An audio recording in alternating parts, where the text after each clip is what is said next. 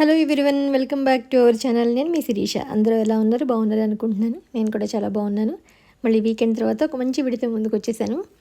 మామూలుగా సంక్రాంతి అంటే హైదరాబాద్ మొత్తం ఖాళీ అయిపోతుంది. ఎందుకంటే చాలామంది పల్లెటూళ్ళకి వెళ్ళిపోతూ ఉంటారు. ఇక్కడ ఉండే వాళ్ళకి ఏంటంటే ఏదో ఒక సైట్ సీయింగ్ లేకపోతే మూవీస్, సంక్రాంతికి మనకు బాగా మూవీస్ రిలీజ్ అవుతాయి కాబట్టి మూవీస్ చూడడం, ఇంక ఇలా కాలక్షేపం చేసుకోవడమే. ఇక్కడ ఉంటే అయితే ఖచ్చితంగా సంక్రాంతి అంటూ ఏం ఉండదు, జస్ట్ ఏదో కాలక్షేపం. అదే మన సైడ్ అయితే సంక్రాంతి అంటే చాలు ఏంటో ఒక ఉత్సాహంగా ఉంటుంది. ఏదో ఒక పేరెంటానికి భోగిపల్లి పేరెంట్ అని పిలుస్తారు, గొబ్బిలి పేరెంట్ అని పిలుస్తారు, లేకపోతే అత్తయ్య గారు వాళ్ళ ఊళ్ళో అయితే ప్రభల తీర్థం అంటాం కదా, దానికి ఏర్పాట్లు జరుగుతూ ఉంటాయి. ఏవో ఒక తీర్థాలు ఉంటూ ఉంటాయి, లేకపోతే ఎక్కడో అక్కడికి వెళ్తూ ఉంటాము. అలా ఏదో ఒక సందడిగా అనిపిస్తుంది. ఇక్కడ ఏంటంటే అంతలా అంత చేంజ్ ఉండదు. ఏదో ఏదో కాలక్షేపం చేసుకున్నామా, లేకపోతే ఎక్కడికైనా బయటికి వెళ్ళామా లేదా అని చెప్పని. ఇప్పటికి మీకే అర్థం ఏంటిది, శిరీష్ వాళ్ళు ఎక్కడికో బయటికి వెళ్తున్నారు అని చెప్పని. యాక్చువల్గా ఇన్ని సంవత్సరాలు మేము దగ్గరగానే ఉన్నాం, కానీ ఎప్పుడూ రాష్ట్రపతి నిలయం ఉంది కదా మనకి బొల్లారంలోనూ. ఇప్పుడు ఈ టైంలో ఏంటంటే సందర్శన వేళలు అని చెప్పని కొంచెం అంటే ఒక 10-15 రోజులు పబ్లిక్ని అలౌ చేస్తారన్నమాట. రాష్ట్రపతి భవన్ ఎలా ఉంటుంది ఏంటని చెప్పని అది చూద్దాము. ఎందుకంటే ఎక్కడో ఒకడికి వెళ్దాం, కాసేపు కాలక్షేపంగా ఉంది. ఎందుకంటే పిల్లలకి హాలిడేస్ కాబట్టి బోర్గా అవుతుంది. మూవీస్ ఇప్పుడు కొత్త మూవీస్ రిలీజ్ అవుతున్నాయి. గేమ్ చేంజర్ ఆల్రెడీ చూసేసాము. ఇంకా డాకు మహారాజును సంక్రాంతి వస్తుంది కాబట్టి ఆ రెండు కూడా ఏదో ప్లాన్ చేసుకోవాలి.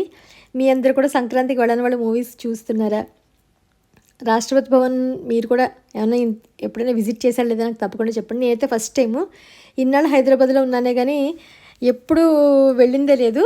ఇది మిలిటరీ కంటోన్మెంట్ ఏరియాలో ఉంటుంది కదా రాష్ట్రపతి నిలయం.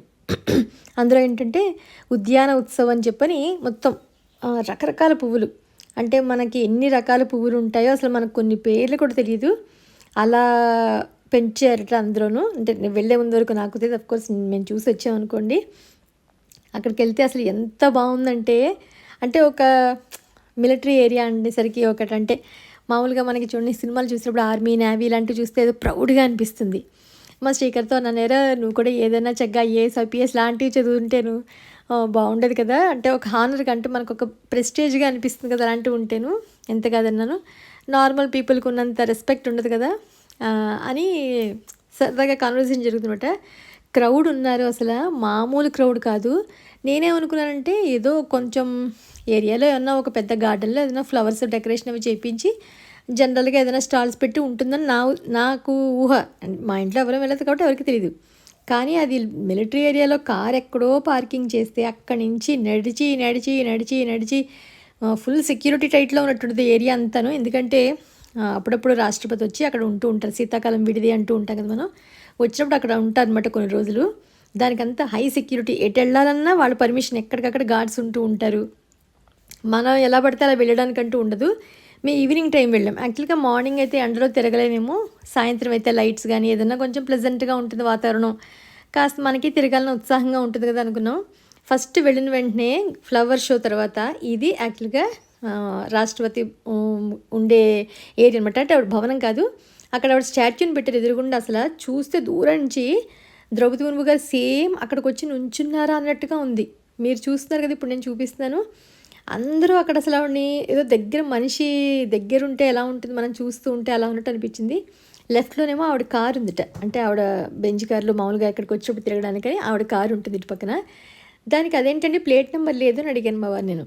అంటే ఆవిడకి హానర్ అట, అంటే ప్లేట్ నెంబర్స్ అవి ఆవిడకి ఉండదట. మామూలుగా ఇప్పుడు TS07 మనం మామూలుగా కార్ నెంబర్స్ ఉంటాయి కదా, అలా ఉండకుండా ఆవిడకి హానరీ పోస్ట్ కింద నెంబర్ ప్లేట్స్ అవి ఉండదట. ఆవిడ మామూలుగా అలా కార్లో అలా మామూలుగా ఇస్తారట. హోదా అంటే నాకు ఐడియా లేదు అలాంటివి ఏమీను. మాకంటే ఇప్పుడు మనకి మిలిటరీలో మనకు అంత ఐడియా ఉండదు వాటి గురించి తెలుసుకునేంత, ఎందుకంటే జనరల్ పీపుల్ కాబట్టి మనం ఆబ్వియస్లీ మనకు అంత తెలియదు. ఓ అలాగా ఆవిడకి ఇది హానర్ అనమాట, అలా ఇవ్వకపోవడమే హానర్ అన్నారు ఈయన. Okay, very good. అయితే ఆవిడకి అంటే ఎవరు వస్తే వాళ్ళకి ఆ కార్ అలా ఉంటుంది అనమాట.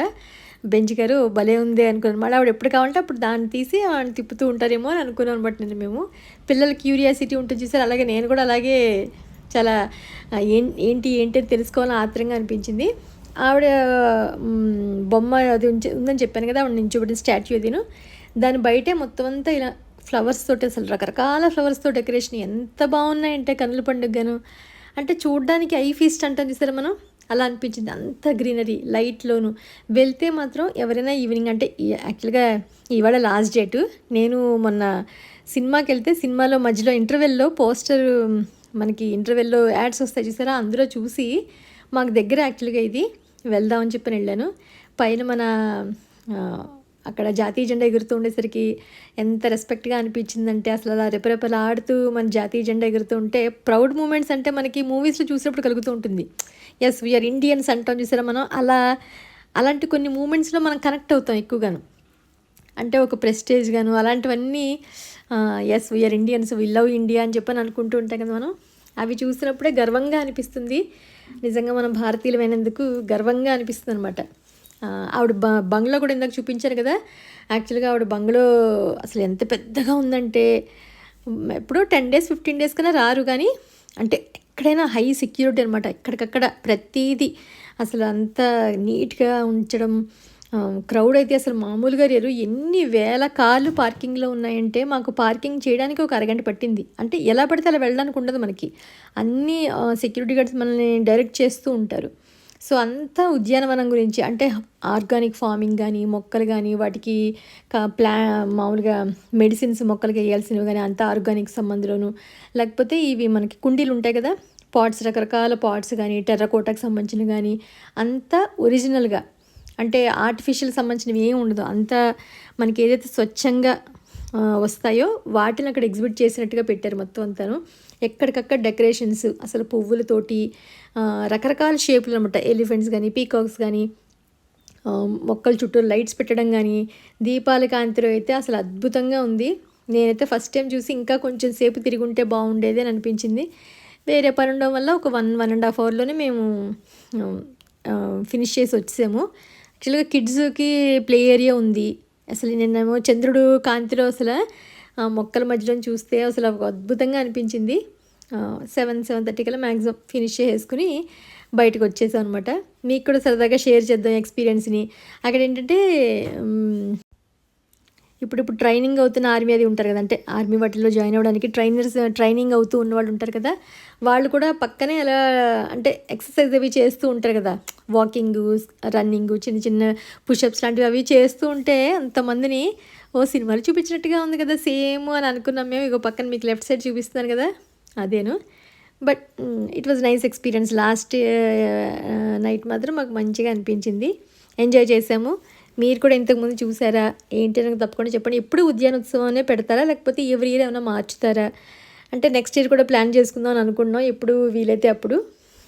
సరదాగా అదొకటి విషయం. దాంతోపాటు సంక్రాంతి పిండి వంటల్లో నేను చేసిన మొట్టమొదటిది పల్లీలు చిక్కీ, నాకు ఇష్టమైంది. ప్లస్ ఐరన్ అది ఉంటుంది మంచిది కదా అని చెప్పని, ఈజీగా అయిపోతుంది, సింపుల్గా ఉంటుందని చెప్పి నేను ఇది ట్రై చేస్తున్నాను. పల్లీలు తీసుకున్నాను, ఒక 30 కిలోల తీసుకున్నట్టంటే 3 కప్పులు వచ్చాయి నాకు. దానికి బెల్లం, మామూలుగా బూరుగుపొడి బెల్లం ఉంటుంది కదా, ఇప్పుడు మనకి పండగల టైంలో ఏంటంటే ఈ బెల్లం మనకి బొబ్బట్లు చేసుకున్నా, బూరెలు చేసుకున్నా, ఇలా ఇంట్లో ఏదైనా స్వీట్స్ చేసుకున్నా కూడా ఇదైతే చాలా బాగుంటుంది. బెల్లం ఉప్పుగా ఉండదు. బయట బెల్లాలని అయితే ఉప్పు బెల్లాలు, ఇది పలక బెల్లం చాలా బాగుంటుంది. ఇలా మనకి ఏదైనా లెగ్గిన్స్కి వాటికి జిప్లాక్ కవర్స్ వస్తాయి కదా మనకి కొంచెం స్ట్రాంగ్గా ఉన్నవి, దాంట్లో బెల్లం వేసేసుకుని చక్కగా చితకొట్టుకుంటే, మన శారీకి వచ్చింది నాకు ఇది, అందులో చక్కగా చితకొడిస్తే అసలు బయటికి పోయినట్టు ఉండదు, నీట్గా పని అయిపోతుంది. అస్సలు కింద ఏం మనకి కౌంటర్ టాప్ అది ఏం పాడవకుండా ఉంటుంది. నేను 3 కప్పులు వేరుశనగ కూడా తీసుకున్నాను కదా, దానికి 2.5 తీపిని బట్టి, కానీ కరెక్ట్గా ఉంది 2.5 తీసుకుంటేను. అసలు ఇంక చూసుకోకది ఎక్కువ తీపి లేదు, అలా తక్కువగాను లేదు, చాలా అంటే చాలా పర్ఫెక్ట్గా ఉంది.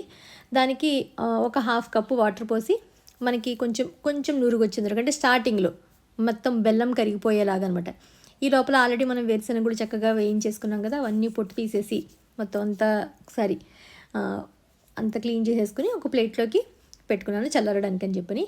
ముందుగా బెల్లం కరిగిన తర్వాత ఒకసారి స్టవ్ని సిమ్లో పెట్టుకుని ఫస్ట్ ఇలాగ వడకట్టుకోవాలి మనం, ఎందుకంటే ఎంత కదనా చిన్న చిన్న అలకలు ఏమైనా ఉంటాయని మనకు భయం కాబట్టి చిన్నవి అలా ఒకసారి వడగట్టేసుకుంటే చూసారా తెలియకుండానే మనకి ఇందులో చిన్న చిన్న అలకలు వచ్చాయి. మళ్ళీ అదే బాండిలో ఒకసారి పోసేసుకుని బాగా దగ్గరికి, అంటే మనం ఉండపాకం వస్తుందంట చూసారా, అంటే బాగా ఇంకా బాయిల్ అయిపోయి బురుగులా వచ్చేస్తుంది మనకి. మీకు చూస్తే ఇగో ఇలా వస్తుంది. ఇలా దగ్గరికి అయిపోతున్నప్పుడు మనం ఆల్రెడీ వేయించుకున్న పల్లీలన్నీ కూడా మెల్లమెల్లగా కాసిన వేసుకుంటూ ఫాస్ట్గా తిప్పేయాలి. వేసేసిన తర్వాత పల్లీలన్నీ వేసిన వెంటనే స్టవ్ ఆఫ్ చేసేయాలి మనకి. ఇంకంటే దగ్గరికి పడిపోతుంది మనకి చెక్ చేసుకోవాలనుకుంటే వాటర్ బౌల్లోకి చిన్నగా ఒక 2 చుక్కలు వేస్తే వెంటనే ఇలాగా ఉండకట్టినట్టుగా అయిపోతుంది మనకి.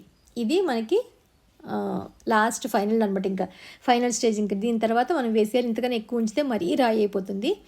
ఇక్కడ వరకు ఉంచేసిన తర్వాత స్టవ్ ఆఫ్ చేసేసి పల్లీలన్నీ వేసేసుకున్న తర్వాత మొత్తం బాగా కలియబెట్టేసి ఏదైనా నెయ్యి రాసుకున్న ప్లేట్లోకి ట్రాన్స్ఫర్ చేసేసామంటే చాలామంది చెక్కలు ఇష్టపడతారు. నేనైతే అలా ఇష్టపడిన మీకు ఇంతకుముందు కూడా చెప్పాను కదా, అలా పొడి ఆడుతున్నట్టుగా ఉంటే అంత మరీ గట్టిగా ఉండిపోదు తినేటప్పుడు. లేకపోతే పంటికి ఎక్సర్సైజ్లో ఉండకూడదు కదా మరీను, అలా ఈజీగా తినేటట్టుగా ఉండాలి. అందుకని ఇలా అయితే చేస్తాను నేను. మీకు కూడా ఇలాగే ఇష్టమా లేదా నాకు తప్పకుండా కామెంట్ సెక్షన్లో తెలియజేయండి.